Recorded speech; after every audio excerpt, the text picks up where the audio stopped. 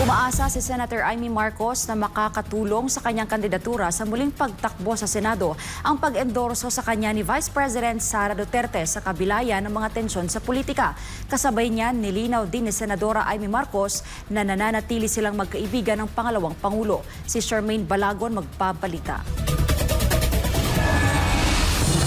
Positibo si Senator Amy Marcos sa kanyang pagharap sa naging selebrasyon ng ika-50 anibersaryo ng Kabataang Barangay sa Marco Polo Hotel, Cebu City nitong Martes, Abril 15. Ito'y matapos opisyal ng kasama si Senator Amy sa mga choices ni Vice President Sara Duterte sa pagkasenador sa nalalapit na midterm election sa buwan ng Mayo. Aminado ito na makakatulong sa kanyang kandidatura ang muling pag-endorso sa kanya ni Vice Presidente. Well, alam naman natin talagang pinakikinggan ang ating Vice President, lalo't andito tayo sa Cebu, sa Mindanao. Malaking bagay talaga itong malaking tulong. Pero hindi naman yun ang inisip ko. Talagang natutuwa lang ako kasi hindi nagmamaliw ang aming pagiging kaibigan.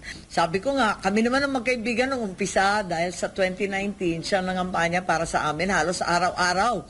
Nangangampanya kami sa lahat ng kasuluk-sulukan and it went on even as DepEd Secretary.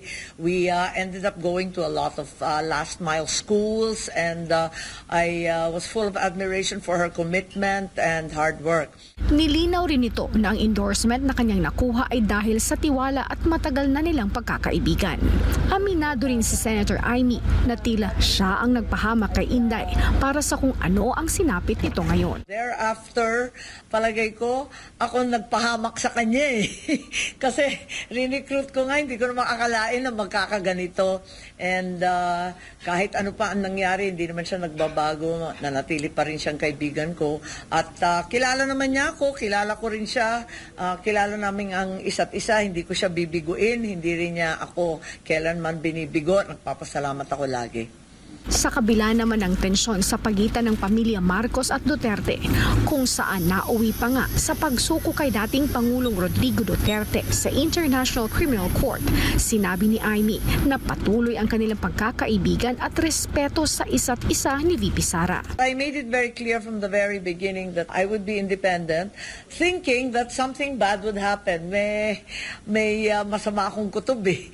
Parang I was quite restless and anxious about the campaign, that it would somehow redound into very bitter and unpleasant politics. And true enough, it did become entirely toxic and quite beyond my little nightmare.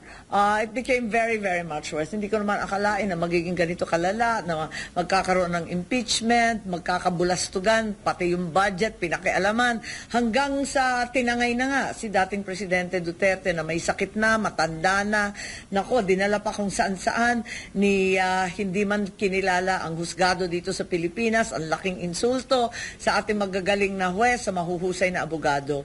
Sa kabilang banda, hindi rin napigil ni Senator Amy na maalala ang sinapit ng kanyang amang si dating Pangulong Ferdinand Marcos Sr.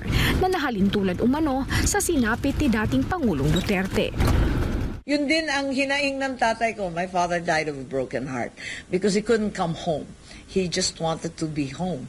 And he said he was ready to face any case here in the Philippines.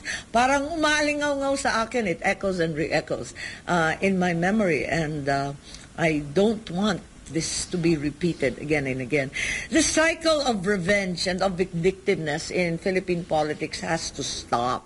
Sa ibang dako, nag-ikot ang senadora sa palengke ng T. Padilla upang makipagkamustahan sa mga Cebuanong vendor at mga stall owner bilang bahagi ng kanyang campaign schedule sa syudad ng Cebu at upang personal na ring madalaw at makita ang kasalukuyang sitwasyon ng ating mga kababayang market vendor. Matapos naman ang pagpapalabas ng bagong campaign ad ni Senator Amy kung saan kasama si VP Sara, marami sa ating mga kababayan ang nagtatanong kung bakit muling nagtiwala ang bise sa tulad ni Senator Amy na isang Marcos. Sa ngayon, wala pang tugon dyan ang pangalawang Pangulo. Para sa Diyos at sa Pilipinas kong mahal, ito ang citizen correspondent mula Cebu, Charmaine Balagon, SMNI News.